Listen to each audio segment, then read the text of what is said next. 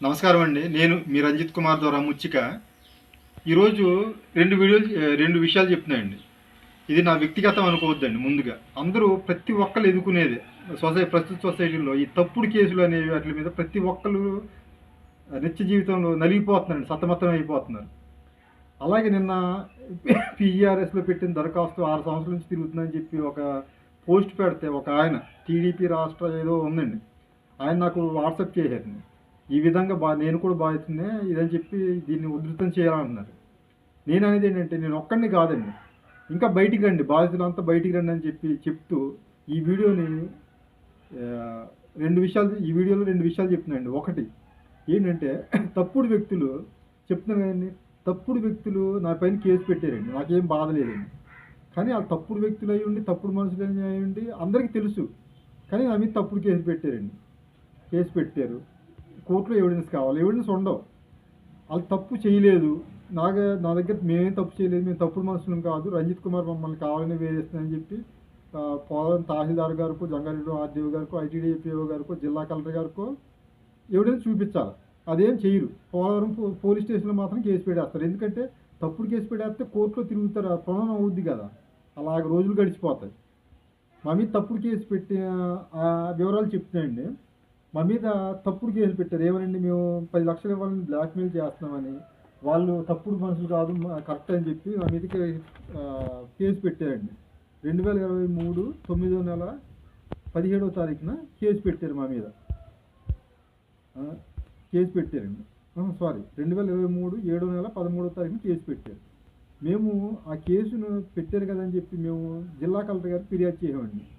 ఎప్పుడండి 2023 9వ నెల 17వ తారీఖున జిల్లా కలెక్టర్ గారికి ఫిర్యాదు చేయాం. ఏమనంటే నిజాలు బయటికి రావాలంటే మా పైన నార్కోటిక్ టెస్టులు చేయండి. మా పైన అలాగే వాళ్ళ పైన కూడా. ఎందుకంటే మాకు ఫేవర్గా మేము మాట్లాడతాం, అవతల ఫేవర్గా అవతల మాట్లాడతారు. కాబట్టి నార్కోటిక్ టెస్టులు అంటే నిజాలు బయటకు పడతాయి. కాబట్టి లైవ్ డిటెక్టివ్ పరీక్షలు చేయించండి అని చెప్పి గ్రీవెన్స్లో ఫిర్యాదు చేయడం.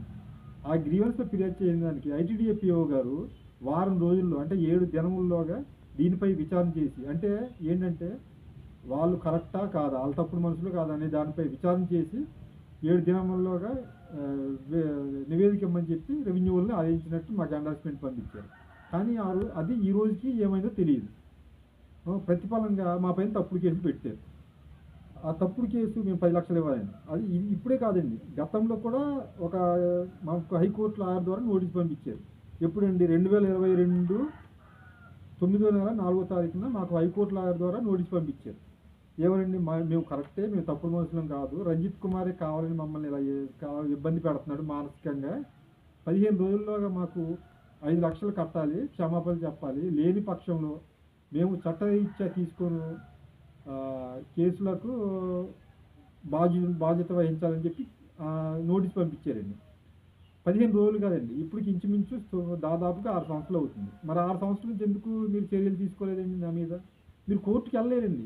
కోర్టుకి వెళ్ళి మీరు ఇదిగో మా దగ్గర అన్ని ఎవిడెన్స్ ఉన్నాయి, మేము అన్నీ కరెక్టే, రంజిత్ కుమారే తప్పుడు మనిషి మమ్మల్ని బ్లాక్మెయిల్ చేస్తుందని చెప్పి మీరు సబ్మిట్ చేయొచ్చు కదా. మీరు చేయరు. ఒకటి. రెండోది ఏంటంటే అధికారులు వాళ్ళని వెనకేసుకొస్తానన్నారు కదా. వాళ్ళు వెనకేసుకొచ్చి వాళ్ళ భుజాలకి వేయడం వలన వాళ్ళు ఈ విధంగా మా పైన తప్పుడు కేసులు బరాయిస్తున్నారు.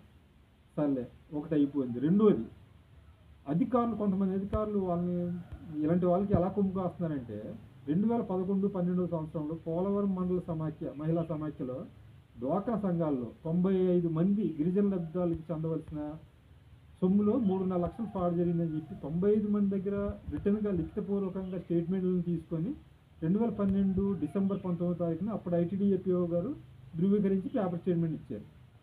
అలాగే 2013వ సంవత్సరంలో డిఆర్డీఏ జిల్లా గ్రామీణాభివృద్ధి సంస్థ PD project director criminal case పెట్టారు స్వాహా చేసిన వాళ్ళ మీద. దాని మీద ఏం చర్యలు తీసుకోవట్లేదని పోలవరం మండల డ్వాక్రా సంఘ సభ్యులతో కలిసి మేము అనేక మార్లు ఉన్నతాధికారులకి పెట్టామండి, గ్రీవెన్స్లో పెట్టాం. అప్పటి నుంచి జరుగుతుంది, కానీ చర్యలు తీసుకోవట్లేదు. ఈలోగా ఇంకోటండి, పీడీ గారు ఆవిడ మీద కేసు పెట్టక 3 నెలల ముందే మేము 50,000 ఇవ్వాలని చెప్పి డిమాండ్ చేస్తాం, బ్లాక్మెయిల్ చేస్తున్నాం అని చెప్పి మా మీద పోలవరం ఏటిగట్టు సెంటర్లో ధర్నా చేయారండి. అంటే బ్లాక్మెయిల్ అనేది ఎలాగుందంటే, అంటే మేము ప్రశ్నిస్తే బ్లాక్మెయిల్. విచిత్రం ఏంటంటే జంగారెడ్డి కోర్టులో ఈ కేసు డ్వాక్రా సంబంధించి కేసు తిరుగుతూ ఉన్నారు. 2021లో కేసును కొట్టేశారండి. ఎందుకు కొట్టేశారంటే అధికారులు ఎవిడెన్స్ ఇవ్వలేదంట. అప్పుడు మరి ఐటీడీపీఓ గారు 2012 డిసెంబర్ 10 తారీఖున ధృవీకరించారు కదా ఎవిడెన్స్ని బట్టి. అలాగే పీడీ గారు 2013 సంవత్సరంలో కేసు పెట్టారు ఈ ఎవిడెన్స్ని బట్టి. మరి ఈ ఎవిడెన్స్ కోర్టుకి ఎందుకు ఇవ్వలేదండి? మేము బ్లాక్మెయిల్ చేస్తున్నాం అంటున్నారు. అంటే దీన్ని బట్టి అధికారులు కూడా మరి వీళ్ళకి ఎందుకు కొమ్ము కాస్తున్నారో నాకేం అర్థం అవ్వట్లేదు. ఈ సూటిగా ఈ వీడియోలో నేను చెప్పేది ఏంటంటే, నేనే కాదండి ప్రతి ఒక్కళ్ళంటే చాలామంది, ఎక్కువ మంది ఇలాగ తప్పుడు కేసులతో సతమతం అవుతుంది. దీనివలన మీ టైం వేస్ట్, సమయం వేస్ట్, తర్వాత మీ జీవితం మొత్తం సర్వనాశనం అయిపోతుందండి. మనశ్శాంతి ఉండదు. కాబట్టి ఈ వీడియో ద్వారా నేను తెలియజేయేది ఏంటంటే, ప్రతి ఒక్కళ్ళు తప్పుడు కేసులు పెట్టకుండా ఉండాలని చెప్పి అంటే వాళ్ళపై చట్టరీత్యా కఠినమైన చర్యలు తీసుకోవాలి. చట్టాలు అమలు చేయడం కాదండి, వాళ్ళపైన చట్టరీత్యా కఠినమైన చర్యలు తీసుకుంటే ఇలాగే తప్పుడు కేసులు పెట్టే వాళ్ళ సంఖ్య తగ్గుద్దని కోరుకుంటూ ఈ వీడియో చేస్తున్నాను. నమస్కారం.